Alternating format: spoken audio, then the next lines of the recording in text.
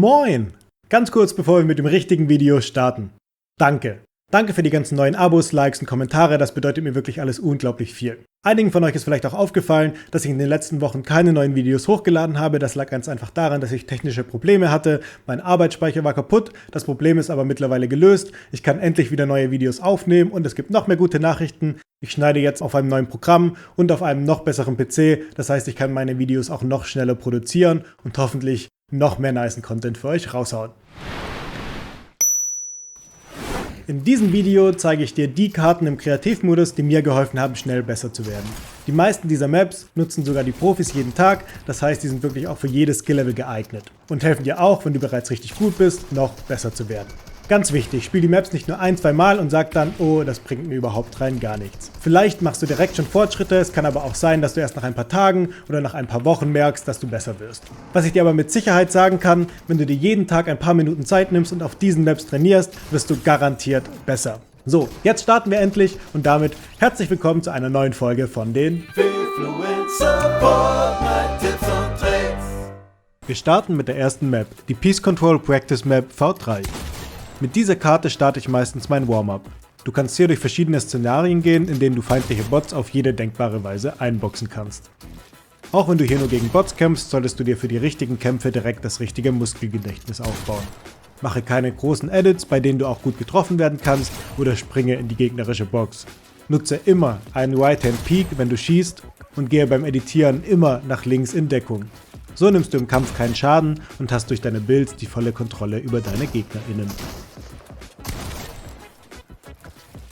Außerdem kannst du auf dieser Karte üben, deine Cones, also deine Dächer, beim Peace-Controllen zuerst in die gegnerischen Boxen zu ziehen, bevor du die anderen Builds platzierst, da du sie über eine größere Entfernung bauen kannst. Wenn du dir das angewöhnst, kannst du dir damit in Kämpfen einen wichtigen Vorteil verschaffen.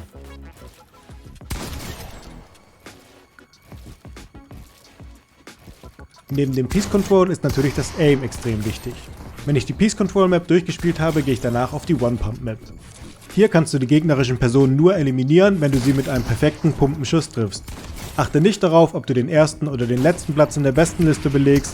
Das Wichtigste, das du auf dieser Map üben solltest, ist deine Trigger-Disziplin. Also im Kampf nicht einfach so schnell wie möglich einen Pumpenschuss abzufeuern, sondern immer den kurzen Moment abzuwarten, bis dein Fadenkreuz perfekt sitzt und erst dann zu schießen, damit du so viel Schaden wie möglich machst. Was du auf der Karte auch üben kannst, ist der ständige Wechsel zwischen schnellem Bauen und Editieren und ruhigen und präzisen Zielen. Eine weitere Map, die fürs Zielen extrem hilfreich ist die Aim Duel Map.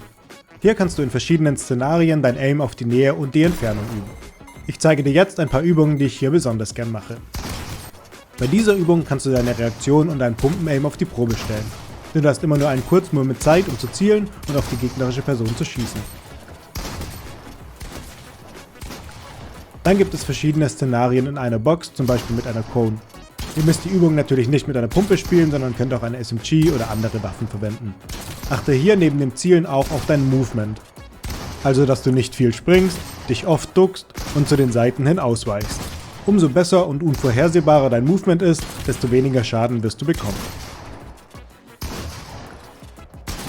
Außerdem gibt es auf dieser Karte einige Übungen, bei denen du trainieren kannst, auf liegende Personen zu schießen.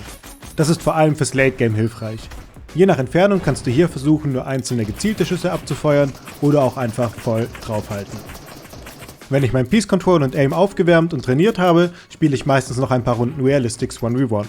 Hier triffst du auf eine zufällige Person und kannst 10 Runden gegen sie kämpfen. Die Karte hilft dir, dich auf verschiedene Spieltypen einzustellen und dein Game Sense zu verbessern. Außerdem kannst du auf der Map neue Techniken, wie zum Beispiel bestimmte Peace Control Methoden unter realistischen Bedingungen üben, bevor du sie in der Arena anwendest. Das war's für heute. Wenn dir das Video gefallen hat, gib mir gerne einen Daumen nach oben und abonniere meinen Kanal.